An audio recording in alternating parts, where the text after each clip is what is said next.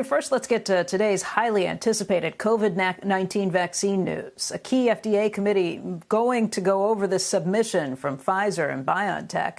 Meg Terrell joins us right now. She's got more on this. And Meg, this is the story everybody's waiting on. This is a huge day, Becky. I mean, this is really the last thing that needs to happen before the FDA makes its decision on Pfizer and BioNTech's vaccine, which would be the first one for COVID-19 in the U.S. If it gets through. So this meeting is set to kick off in just about an hour at 9 a.m. this morning. It's a group of outside independent medical experts who will discuss all of this data, and then they will vote at the end of the day.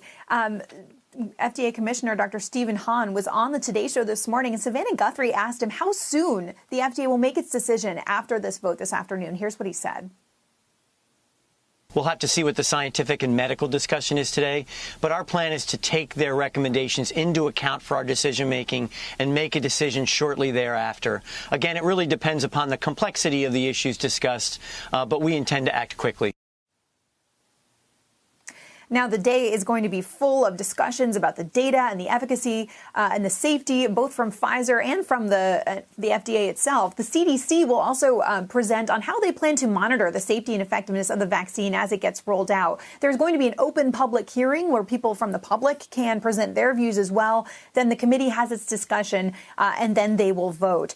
Now, guys, knowing that about 40% of Americans are saying they're still hesitant about this vaccine, FDA Commissioner Hahn said that's why it's so important that this all be so transparent. Here's what he told Savannah.